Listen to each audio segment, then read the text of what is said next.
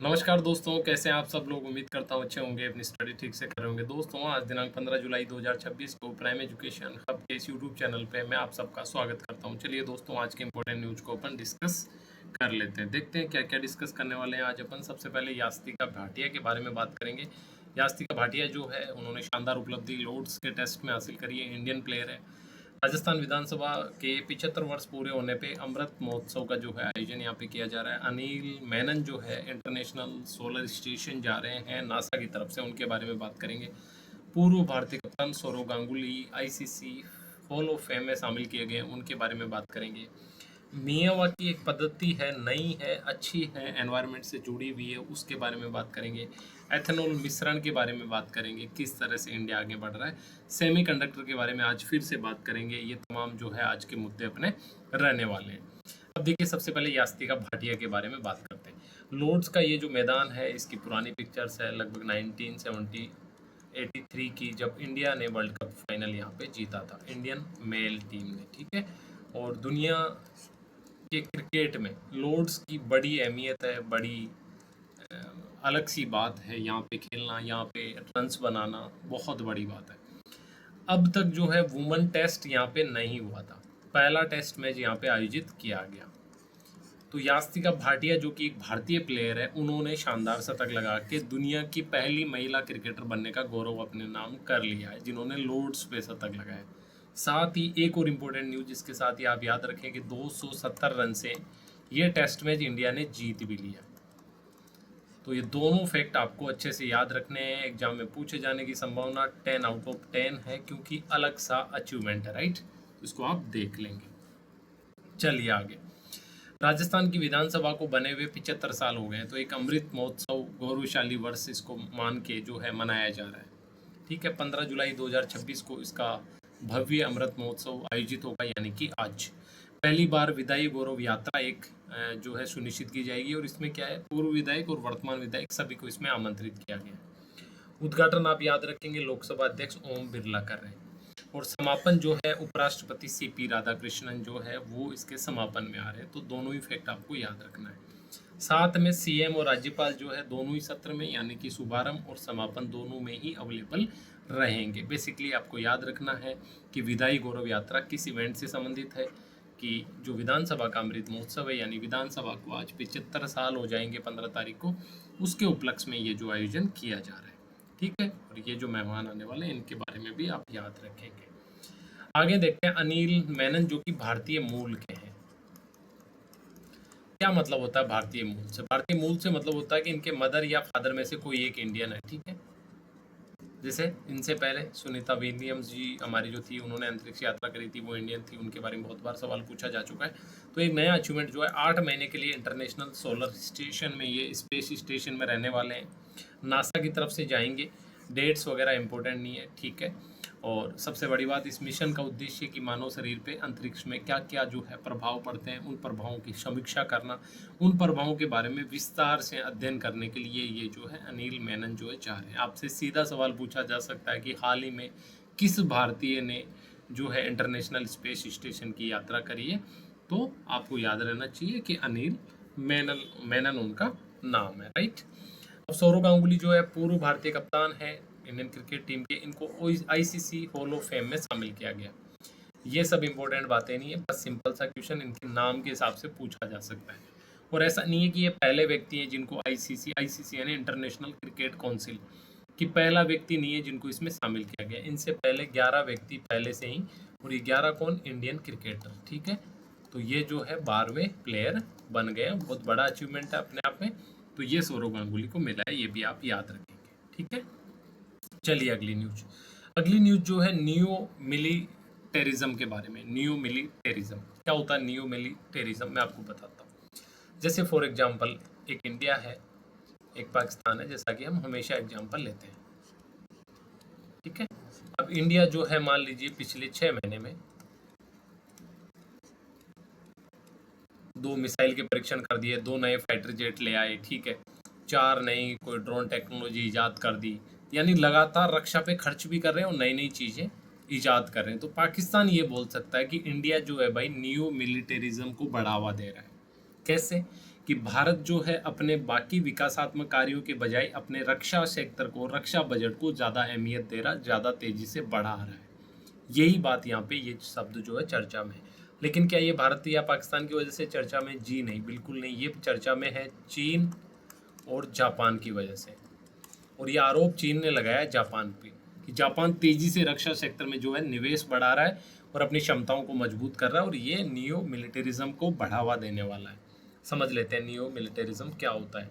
किसी देश द्वारा, यानी कि यहाँ पे जापान के द्वारा, जैसा कि चाइना बोल रहा है, अपनी नीतियों में सैन्य शक्ति को ज़रूरत से ज़्यादा बढ़ावा दिया जाता है। यानी कि किसी देश द्वारा अपनी नीतियों में, ओवरऑल जो पॉलिसीज़ है उनमें सैन्य शक्ति को बढ़ावा देना उसकी प्रायोरिटी में, उसकी प्राथमिकता में आ जाता है। यहाँ पे सरकार शांति और कूटनीति की बातचीत के बजाय आधुनिक हथियारों, रक्षा बजट, सेना को मजबूत करने पर अधिक जोर देती है। चीन ने जापान पर आरोप लगाया है कि वह अंतरिक्ष और रक्षा में तेजी से सैन्य विस्तार कर रहा है, जो कि नियो मिलिटरिज्म की तरफ बढ़ने का संकेत है। और चीन इसको बोल रहा है कि ये स्थानीय जो क्षेत्रीय शांति और सुरक्षा है उस पर इसका असर पड़ सकता है। ठीक है, तो इस कॉन्सेप्ट को आपने समझ लिया, क्योंकि हाल ही में हमने जो सेकंड ग्रेड का पेपर मैंने आपको क्वेश्चन शेयर किए थे, वहाँ पे हमने जो एक कैंसर की तकनीक के बारे में, उससे सीधा सवाल था, राइट। तो इस तरह के टर्म जो है एग्जाम में पूछे जा सकते हैं, और बहुत सारे क्वेश्चन सेकंड ग्रेड्स के अलग अलग एग्जाम्स में आए हैं जो हम पढ़ रहे हैं। तो आप आराम से अच्छे से, लेकिन वही बात, आप आंसर तभी कर पाएंगे जब आपने बार बार मल्टीपल टाइम रिवाइज किया हो। और ये हैबिट आप अपने करंट अफेयर्स के लिए भी और अपने स्टैटिक पोर्शन के लिए भी आप बना के रखिए। आज के टाइम पे मैं आपको, अगर मेरे से पूछो, आप किसी भी एग्जाम में, चाहे वो RAS हो, चाहे वो 4th ग्रेड का एग्जाम हो, कोई मैटर नहीं करता, हर एग्जाम अपने हिसाब से बेस्ट है, हर एग्जाम की अपनी रिक्वायरमेंट है। 3 मोस्ट इंपॉर्टेंट चीज़ें आज के एग्जाम में। पहली बात कि आपको सिलेबस अच्छे से पता हो, ठीक है। दूसरी बात, करंट अफेयर्स पे आपकी अच्छे से पकड़ हो, ठीक है। तीसरी बात, आपका रिवीजन जो है वो स्ट्रॉन्ग हो, और इन सब को मिला के आपके टेस्ट का आपको एक्सपोजर हो, यानी कि आप लगातार टेस्ट है। अगर ये 4 चीज़ों का कॉम्बिनेशन होता, no one can stop you, कोई नहीं रोक सकता आपको सक्सेस होने से, राइट। चलिए, मियावाकी एक तकनीक के बारे में बात करते हैं। देखिए, गांधीनगर में जो है इस तकनीक से इतने पौधे लगाए गए अभियान में, क्या कुछ इंपॉर्टेंट नहीं है, ठीक है, नहीं पूछा जाएगा एग्जाम में। मोदी जी के एक पेड़ माँ के नाम अभियान से जोड़कर, ये भी उतनी इंपॉर्टेंट बात नहीं है। इंपॉर्टेंट है ये टेक्निक, मियावाकी टेक्निक क्या होता है इस टेक्निक में, क्योंकि इससे जुड़ा हुआ सवाल पूछा जा सकता है। 4 चरण होते हैं इसमें। सबसे पहली चीज़ कि जो प्रजातियां होती है पेड़ों की, वो स्वदेशी होती है, यानी कि हमारी स्थानीय स्वदेशी प्रजातियां चूज की जाती है उगाने के लिए। दूसरी, मिट्टी में जैविक खाद और नमी बढ़ाते हैं, यानी कि नेचुरल मिट्टी में नहीं लगाते, उस मिट्टी में पहले नमी और जैविक खाद दोनों मिलाते हैं। 1 मिलीमीटर में या 1 मीटर स्क्वायर में, यानी कि छोटे एरिया में 3 से 4 पौधे लगाए जाते हैं, और ये भी अलग अलग ऊंचाई की। जैसे मान लीजिए 4 पौधे लगाने हैं, ठीक है, तो एक पौधे की हाइट मान लीजिए इतनी हुई, दूसरे की इतनी होगी, ठीक है, तीसरे की इतनी होगी, और चौथे की इतनी होगी। इस तरह से इसमें जो हाइट का कॉम्बिनेशन है वो रखा जाता है, यानी कि, और झाड़ी से बड़े पेड़ों तक की जो विविधता, यानी कि एक छोटी झाड़ी है, एक लंबा पेड़ है, इस तरह का कॉम्बिनेशन बनाया जाता है। इस पूरी प्रोसेस वाले टेक्निक को बोला जाता है मियावाकी पद्धति। और क्या होता है इसमें, पारंपरिक पौधारोपण से बिल्कुल अलग है, क्योंकि हम देखते हैं पारंपरिक पौधारोपण तो ये है कि मान लो एक पौधा यहाँ लगाया, दूसरा यहाँ, तीसरा यहाँ पे इतने से एरिया में 4 पौधे लगाए जा रहे हैं। प्रजातियों का चयन स्थानीय स्तर पे, यानी कि स्वदेशी हो, मिट्टी को उपजाऊ बनाया जाता है, पास पास इनकी रोपाई की जाती है, और अलग अलग ऊंचाई के पेड़ लगाए जाते हैं, जिससे क्या होता है, घना और आत्मनिर्भर शहरी वन तैयार होता है। शहरी वन क्या होता है, तैयार होता है, और घना और बिल्कुल अच्छा, जिसमें सारा का सारा इकोसिस्टम, सारी परिस्थिति रहे, यानी कि वहाँ छोटी मोटी तितलियाँ भी पैदा जीव मतलब अपना घर बसा सके, छोटे जीव जंतु भी वहाँ पे रह सके, पक्षी रह सके, इस तरह का जो है जंगल इस पद्धति के माध्यम से बनाया जाता है। फायदे क्या क्या है, 10 गुना तेज विकास करता है पौधा, सामान्य पौधे से इसकी जो ग्रोथ है वो 10 टाइम ज़्यादा होती है, 30 गुना ज़्यादा घना होता है, यानी कि इसका जो डेंसिटी है वो फॉरेस्ट की तरह डेंसिटी हो जाती है, और इसको 2-3 साल डेवलप करने के बाद में फिर कुछ नहीं करना होता, ऑटो में ये जंगल अपने आप को रीजनरेट करता है, अपने आप को सस्टेन करता है। पक्षियों, कीटों और जीवों के लिए एक प्राकृतिक आवास भी ये जंगल बनाता है। तो इस तरह मियावाकी तकनीक को आपको याद रखना है, एग्जाम में पूछा जा सकता है और आपको ये कहीं भी कोई भी नहीं पढ़ाएगा, इसके बारे में कोई बात नहीं करेगा, ठीक है। आगे हमने सेमीकंडक्टर मिशन के बारे में लगातार बात करी, आज थोड़ी सी कंसोलिडेट बात कर लेते हैं, ठीक है। एक जगह आपके दिमाग में थोड़ी सी और जो फ्रेमिंग है वो अच्छे से हो पाए। देखिए, सबसे पहले समझते हैं कि इसका उपयोग कहाँ कहाँ है। देखिए, हमने बात करी थी ऑटोमोबाइल, दूरसंचार, रक्षा प्रणाली, एआई, सेमीकंडक्टर चिप हर सेक्टर में है और इस हर सेक्टर में इसके यूज के कारण हमें आयात करना पड़ता है, यानी कि हम दूसरे देशों से मंगानी पड़ती है, खरीदनी पड़ती है, तो हमें बदले में क्या देना पड़ता है? डॉलर। और आपको पता है डॉलर जो है हमारी विदेशी मुद्रा का जो भंडार है, मुद्रा का जो भंडार है उस भंडार में कमी करता है, तो हमारे लिए चिंता की बात है। आगे देखते हैं, चलो यहाँ तक भी ठीक है, पैसे भी हमने खर्च कर दिए, लेकिन ताइवान, दक्षिण कोरिया और चीन, तीन ही देश है जिनको जो है सर्वाधिक, जिनके पास सेमीकंडक्टर की क्षमता है बनाने की और निर्यात करने की। इस वजह से बार बार कोविड-19 या चीन अमेरिका के बीच में कोई प्रतिरोध होता है, प्रतिद्वंद होता है, तो वहाँ पे सप्लाई की समस्या आती है। इसलिए चाइना प्लस वन की नीति हमने कल डिस्कस करी थी कि हर विदेशी कंपनी, हर विदेशी देश ये चाहता है कि चीन के अलावा एक और देश में जो है कहीं ना कहीं हमारा प्लांट होना चाहिए, ताकि चीन अगर कल को भविष्य में प्रॉब्लम क्रिएट करता है तो हमारे पास सप्लाई के लिए, उत्पादन के लिए एक अतिरिक्त जगह हमारे पास अवेलेबल, राइट। उसके बाद चलो यहाँ तक भी बात ठीक है, हमारी राष्ट्रीय सुरक्षा के लिए बहुत इंपॉर्टेंट है। क्यों? क्योंकि साइबर ढांचा इस पे निर्भर है, रक्षा इलेक्ट्रॉनिक्स, हमारी डिफेंस में जो इलेक्ट्रॉनिक्स यूज होती है वो भी इस पे निर्भर है, ठीक है। इस वजह से सेमीकंडक्टर जो है उसको रणनीतिक जरूरत बन गई है हमारी, इस पे हमें काम करना पड़ेगा। हमने कल वाली डिस्कशन में बात करी थी कि ASML जो कंपनी है कहाँ की, नीदरलैंड की, और टाटा इलेक्ट्रॉनिक्स के बीच में PM जब नीदरलैंड गए थे तो एक समझौता करवाया गया। क्यों? क्योंकि जो यूज होने वाली टेक्निक है, उन्नत लिथोग्राफी टेक्निक, उस टेक्निक में ये जो ASML जो कंपनी है ये अग्रणी है, ये उसमें अग्रणी कंपनी है। तो ये जब हमें तकनीक देगी तो हम सेमीकंडक्टर निर्माण में आगे बढ़ पाएंगे। तो ये बात आपको यहाँ तक समझ आई होगी। अब भारत क्या कर रहा है? देखिए, हमने समस्या को पहचान लिया कि भाई ये प्रॉब्लम है, बेसिकली ये हो रहा है इंटरनेशनली, ठीक है। इंडिया की ये ज़रूरत है और इंडिया का डिफेंस और रक्षा सेक्टर जो है इस पर निर्भर है। तो 76,000 करोड़ रुपए जो है इस बार के बजट में सेमीकंडक्टर मिशन 2.0 के लिए भारत सरकार ने जारी किए, ठीक है। 2.0 के लिए, ठीक है। और अगर कोई परियोजना स्थापित करता है, मान लो ये ASML ही कल को आके बोलती है कि गुजरात के साणंद में हम प्लांट जो है प्लांट लगा रहे हैं अपना, अब प्लांट की कॉस्ट आ रही है मान लीजिए 50 करोड़ रुपए, तो सरकार कह रही है 25 CR तो आप हमसे ले जाओ, लेकिन आप मिशन जो है सेमीकंडक्टर के लिए यहाँ पे प्लांट लगाओ, तो सरकार 50% तक वित्तीय सहायता, ये सिर्फ एग्जाम्पल है, आप इसको डेटा की तरह याद नहीं रखेंगे, ठीक है। तो कुछ कंपनीज ने, इंडियन कंपनीज ने भी विदेशी टेक्नोलॉजी की मदद से कुछ विदेशी कंपनियों ने जो है प्लांट लगाए हैं। तो ये प्लांट आपको याद रखने, जो कि हमने कल भी डिस्कस किया था। पहला धोलेरा में Tata power chip fab, Sanand में माइक्रोचिप ATMP, ये 2 इकाई तो गुजरात की होगी, राइट। उसके बाद असम में टाटा ओसेट और नोएडा में HCL फोक्सकॉन, ये जो 4 प्लांट है ये लगने वाले हैं या कुछ जगह जो इनका काम शुरू हो गया है। इंडिया सेमीकंडक्टर मिशन जो 2.0 है उसमें उपकरण पे भी ध्यान दिया जाएगा, सामग्री पे भी, IP, ठीक है, उस पर भी ध्यान दिया जाएगा, रिसर्च एंड डेवलपमेंट पे भी, आपूर्ति श्रृंखला, यानी कि एक होलिस्टिक अप्रोच जो है विकसित की जाएगी। अब बात करते हैं कि चुनौतियां क्या क्या। हमने बात करी कि बहुत ज़्यादा पूंजी का निवेश होता है, ठीक है, तो पूंजी सबसे बड़ी समस्या। दूसरा, पानी और बिजली, और पानी भी हाई क्वालिटी का, ठीक है, इसकी सप्लाई जो है लगातार चाहिए, ये सरकार के लिए एक चुनौतीपूर्ण काम है, क्योंकि आपको पता है जल संसाधन हमारे पास सीमित है। स्किल मैन पावर, ठीक है, हमारे यहाँ बहुत ज़्यादा IT स्टूडेंट है जो IT पास आउट हो रहे हैं, बट क्वालिटी जो है वो एक चिंता का विषय है।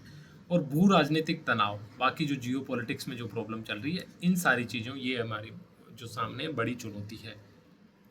भविष्य में क्या कर सकते हैं? देखिए, हमें दीर्घकालिक प्रयास करने की ज़रूरत है और आर्थिक और रणनीतिक स्वायत्ता की तरफ हमें आगे बढ़ना चाहिए, ये सारी बात इसमें बोली जाती है। अब सेमीकंडक्टर की तरह एक और जो है विवादास्पद और बहुत ज़्यादा चर्चा में जो है वो है इथेनॉल मिशन।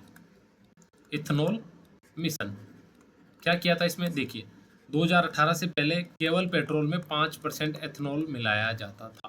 अब एथेनॉल समझ लेते हैं। देखिए, गन्ना की जो बची हुई जो उसका उत्पाद होता है, यानी कि कचरा मक्के का, ठीक है, चावल का, और भी बाकी सारे जो इस तरह के उत्पाद होते हैं जो कि फसल के बाद में यूज होते हैं, जो जिसको आप भूसा बोलते हैं आपकी लोकल लैंग्वेज में, उस तरह की चीज़ होती है, ठीक है, यानी कि सब्सटेंस जो फसल के हैं वो इसमें यूज होते हैं। उसके बाद 2023-24 में बढ़ा के इसको कर दिया 15%, और अब जो है E20 यानी कि 20% जो है एथनॉल होगा, प्लस 80% पेट्रोल होगा, इसको अनिवार्य कर दिया। लेकिन इससे तरह तरह के जो है चिंताएं सामने आ रही है कि जो गाड़ी है उनके इंजन्स खराब हो रहे हैं। हालांकि ऐसे कोई सबूत अभी सरकार के सामने नहीं आए हैं, लेकिन इस पे बात बहुत ज़्यादा हो रही है।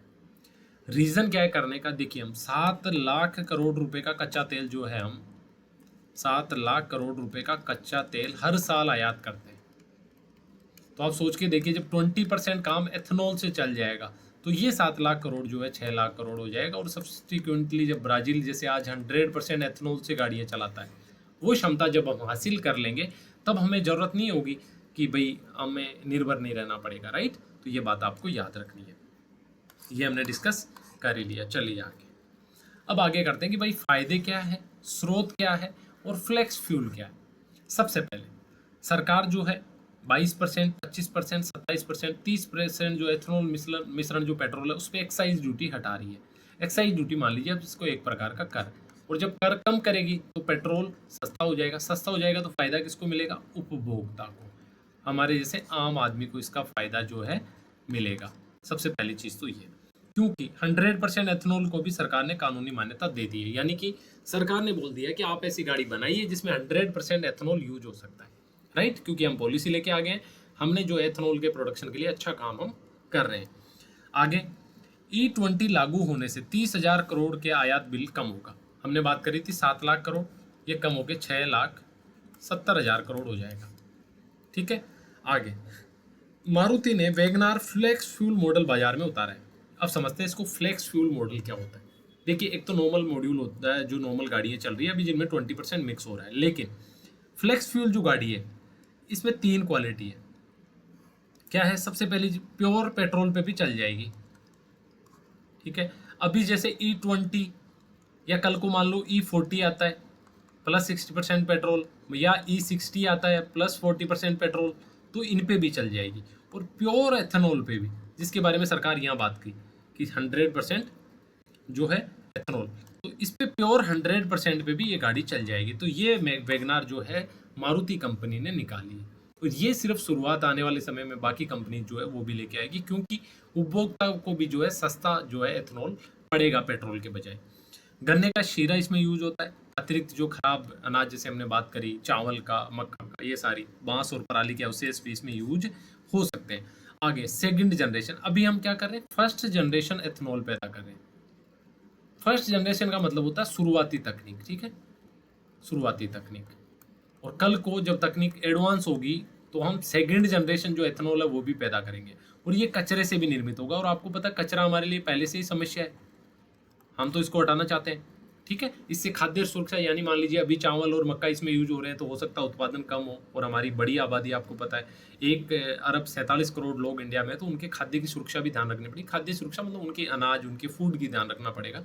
तो जब कचरे से निर्मित होने लग जाएगा, जब सेकंड जनरेशन एथनॉल आएगा, तो हमारी ये समस्या का भी समाधान हो जाएगा। और ब्राज़ील जो है कई सालों से एथनॉल का इस तरह से उपयोग जो है कर रहा है, तो अब भारत भी उसी राह पे, हमें ब्राज़ील से भी सीखना चाहिए। आगे, फ्लेक्स फ्यूल जिसके बारे में हमने बात करी, ये क्या है? देखिए, पेट्रोल, एथनॉल या दोनों के किसी भी मिश्रण पे, जो हमने 3 तरह की सिचुएशन पे बात करी वही है। जैसे मारुति वैगनार, एथनॉल सेंसर इसमें बनाए गए हैं, ठीक है। इंजन खुद पहचान लेगा कि भाई क्या है, एथनॉल है, पेट्रोल है, या मिक्स है, ठीक है, दोनों का मिक्स है। और ये होने से 20 से 25% जो है पेट्रोल से एथनॉल सस्ता हो जाएगा, और सस्ता होने की वजह से उपभोक्ताओं को भी फायदा मिलेगा, हमारी अर्थव्यवस्था को भी फायदा मिलेगा, और अल्टीमेटली हमारे देश को फायदा मिलेगा, क्योंकि बहुत बड़ा जो आयात का बिल है वो कम हो जाएगा।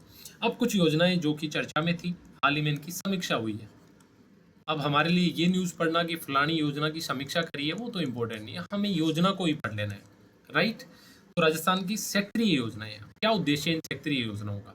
इनका उद्देश्य देखिए, कुछ जो एरियाज है वो अन्य भागों से या तो ज़्यादा चुनौतीपूर्ण है उनका जीवन, ठीक है, पहला क्राइटेरिया। दूसरा, वहाँ पे विकास कम हुआ है। तीसरा, दूर दराज के हैं। चौथा, वहाँ अलग तरह की जो है कल्चर है। इन सारे बेस पे सरकार सेक्टर आधारित विकास करती है। अब इस सेक्टर आधारित विकास में 4 मुख्य योजनाएं सरकार अभी चला रही है। कौन कौन सी है? सीएम यानी कि मुख्यमंत्री थार सीमा सेक्टर विकास योजना, डांग सेक्टर विकास योजना, मगरा सेक्टर विकास योजना और मेवात सेक्टर विकास योजना। अगर आप मेवात की बात करें तो अलवर भरतपुर वाला जो एरिया उसको मेवात बोला जाता है। डांग की बात करें तो हमारे हाड़ौती के 4 जिले। अब आप हमेशा याद रखें, हाड़ौती बोलते ही आपके दिमाग में 4 जिले आने चाहिए। कौन से? पहला कोटा, बूंदी, बारां और झालावाड़। ठीक है, तो ये जो जिले इन, और साथ में आपका करौली हो गया, धौलपुर हो गया और सवाई माधोपुर हो गया ना, करौली, धौलपुर, सवाई माधोपुर। ठीक है, तो ये जो जिले इनके लिए डांग सेक्टर यानी कि इस एरिया को डांग बोला जाता है। डांग क्यों बोला जाता है? चंबल की वजह से जो बीएड बन गए उन बीएडों को ही डांग बोला जाता है। और सीएम थार यानी कि आपको पता सीमावर्ती, जैसे बाड़मेर हो गया, आपका जैसलमेर हो गया, बीकानेर हो गया, ठीक है, गंगानगर हो गया। ये जो जिले हैं 4, है ना, इन जिलों को भी आपको याद रखना है। तो पहली चीज़ इनके नाम योजनाओं के, उसके बाद जिले बाड़मेर, बीकानेर, जैसलमेर और गंगानगर। इनके 1206 गांव जो है वहाँ पे थार सीमा सेक्टर विकास योजना सरकार चला रही है और इसमें केंद्र सरकार भी सहभागी है। डांग की बात करें तो 4 जिले, सबसे पहले आप हाड़ौती वाले, बारां, झालावाड़, कोटा, बूंदी, उसके बाद भरतपुर, ठीक है, करौली, धौलपुर और सवाई माधोपुर, ये जिले इसमें डांग सेक्टर विकास योजना में। उसके बाद मगरा की बात करें, अजमेर, भीलवाड़ा, पाली, चित्तौड़, राजसमंद, ये अरावली वाला सेक्टर है, इसको मगरा बोला जाता है। अलवर, भरतपुर और अभी नए डीग और खेरतल तिजाड़ा, ये जो है मेवात सेक्टर विकास योजना में। ये नवीनतम है, 2025-26 के बजट में सरकार ने शुरू की थी। ठीक है, 2025-26 के बजट में 150 करोड़ रुपए की नवीनतम है। ठीक है, इसके प्रश्न पूछे जाने की संभावना अधिकतम है। ठीक है, उसके बाद डांग विकास जो है 1994-95 में शुरू करी, फिर बंद कर दिए, 2004-05 में दोबारा शुरू करी, अभी 100 करोड़ रुपए इसका बजट है। 2005-06 में मगरा सेक्टर विकास योजना चल रही है, 100 करोड़ इसका बजट है। 1986 से 87 तक जो है मेवात वाली, 1986 से 87 से चल रही है और इसका भी 100 करोड़ रुपए जो है बजट है। तो ये चीज़ भी आपको याद रखनी है। अब चलिए एक तकनीक के बारे में बात करें। इस तकनीक से भी सवाल पूछा जा सकता है। क्या है? जेंडर सॉर्टेड सीमन तकनीक। बेसिकली क्या होता है, जैसे मान लीजिए एक काऊ है, ठीक है, अब इस काऊ के मेल बछड़ा होना या फीमेल बछिया होना, इसकी संभावना कितनी है? ऑलमोस्ट 50-50% के आसपास। इवन आप तो घर में देखते होंगे कि बछड़े ज़्यादा होते हैं, ठीक है, और बेसिकली बछड़े जो है वो इकोनॉमिकली फिर हमारे लिए कोई यूजफुल नहीं है। ठीक है, पहले तो इनको खरीद के लोग ले जाते थे, अभी तो इनको आवारा ही छोड़ना पड़ता है। और ये आवारा बछड़े फिर तरह तरह की समस्याएं जो है, चाहे खेतों में अवैध जो पशु है वो चर जाते हैं वो मान लो, या और तरह की जो सुरक्षा संबंधी चुनौतियां वो सब पैदा करते हैं। अब सेक्स जेंडर सॉर्टेड जो सीमन तकनीक है, ठीक है, या इसको इंग्लिश में सेक्स सॉर्टेड सीमन तकनीक भी बोला जाता है। ये जेंडर सॉर्टेड सीमन तकनीक क्या करती है? बेसिकली इसमें जो है ये 50% के बजाय 80 से 90% चांसेज होते हैं कि फीमेल जो है बछिया का ही जन्म होगा, और ये बछिया 4 से 5 साल बाद में खुद एक काऊ के रूप में जो है बड़ी होगी, और उसके बाद में ये फिर इकोनॉमिकली अच्छी रहेगी किसान के लिए। तो ये जो तकनीक है काफ़ी फ़ायदा इससे किसानों को हो रहा है। और सरकार ने 2016 में एक समिति बनाई थी अंतर मंत्रालय की, किसानों की आय दुगुनी करनी है। अब किसानों की आय सिर्फ खेती से दुगनी की नहीं की जा सकती, ये जो टेक्निक है, ठीक है, क्योंकि पशुपालन जो है किसानों की आय का एक प्रमुख स्रोत है, तो ये एक अच्छा हेल्प उसमें कर सकती है। तो हमने बात करी स्वदेशी जेंडर सॉर्टेड सीमन जो तकनीक है, उच्च गुणवत्ता वाली बच्चियों के जन्म की संभावना बढ़ाती है, दूध के उत्पादन को भी बढ़ाती है और पशुपालकों की आय में वृद्धि होती है। और ISC बेंगलोर की जांच में पाया गया है कि 88 से 96% तक जो है चांसेज होते हैं कि उससे जो है बछिया जो है वो पैदा होगी। और राजस्थान देश के अग्रणी राज्यों में जो इस तकनीक से पशुपालन क्रांति की ओर अग्रसर हो रहा है, तो इस बात को भी आप याद रखेंगे। एक छोटी सी news, the voice of justice एक किताब है जो कि BR गवई जो है हमारे पूर्व CGI chief justice of India, इनके जो स्पीचेज, इनके जो है वक्तव्य थे, उन पे आधारित पुस्तक लिखी है। किसने? Professor doctor S Shiva Kumar. तो इसको भी आप याद रखेंगे क्योंकि इंपॉर्टेंट है, पूछी जा सकती है कि the voice of justice books किसने लिखी है? प्रोफेसर S शिवा कुमार पे, और किस पे है? डॉक्टर BR गवई जो कि चीफ जस्टिस ऑफ इंडिया थे, उनके ऊपर ये जो है थी। अब इंटरनेशनल ओलंपियाड हुआ है फिजिक्स का आयोजित, किसका? फिजिक्स का, और भारत ने शानदार उपलब्धि हासिल करी है, 5 लोगों ने जो है गोल्ड जीता है, ठीक है। तो ये तो पूछे जाने की किसने गोल्ड जीता है, संभावना थोड़ी कम है, हल्की सी आप नज़र मार लेंगे, लेकिन कहाँ हुआ है ये पूछा जा सकता है। कोलंबिया के बुकारामंगा में, कोलंबिया के बुकारामंगा में, और ये 66वां जो है अंतर्राष्ट्रीय भौतिक ओलंपियाड था, यानी कि फिजिक्स का ओलंपियाड था, ठीक है।